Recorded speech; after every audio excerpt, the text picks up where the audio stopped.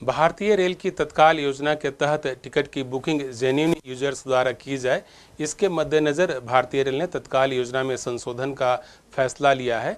1 जुलाई 2025 से तत्काल के तहत जो टिकटों की बुकिंग होगी वह आईआरसीटीसी की वेबसाइट या मोबाइल ऐप पर सिर्फ वैसे लोगों के लिए उपलब्ध रहेगी जिनका अकाउंट ओटीपी ऑथेंटिकेटेड होगा। ऐसा हम लोगों ने फैसला इसलिए किया है कि बहुत सारे खाते जो हैं वह ओटीपी से ऑथेंटिकेटेड नहीं है और उनके संबंध में शिकायत प्राप्त होती रही है। इसी तरह से 15 जुलाई 2025 से हम लोगों ने ओटीपी ऑथेंटिकेशन की व्यवस्था की है और कंप्यूटरीकृत पीआरएस काउंटर पर भी इसी प्रकार की व्यवस्था 15 जुलाई से लागू की जाएगी। अब आधार लिंक्ड ओटीपी यूजर्स के मोबाइल नंबर पर आएगा जिसको कि पीआरएस सिस्टम में फीड किया जाएगा, जिसके बाद ही आधार टिकटों की बुकिंग हो पाएगी। एक और महत्वपूर्ण निर्णय जो लिया गया है उसके तहत जो अधिकृत टिकट एजेंट हैं उनको अब तत्काल बुकिंग आरंभ होने के प्रथम 30 मिनट तक टिकट बुकिंग नहीं करने की व्यवस्था की गई है।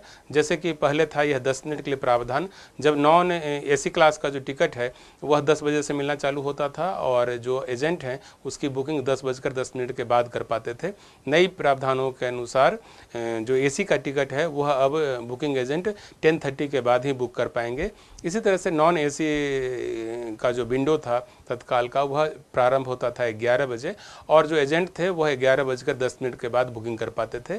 नई व्यवस्था के तहत 11:30 तक जो है वह बुकिंग सिर्फ ऑथराइज्ड इंडिविजुअल यूजर्स के द्वारा ही की जा सकेगी और जो बुकिंग एजेंट हैं वह 11:30 के बाद टिकटों की बुकिंग कर पाएंगे। भारतीय रेल की जो दो संस्थाएं हैं क्रिस और आईआरसीटीसी, उन सबको अपने सॉफ्टवेयर में सुधार का निर्देश दिया गया है और ये जो नई व्यवस्था है वह 1 जुलाई से लागू हो जाएगी।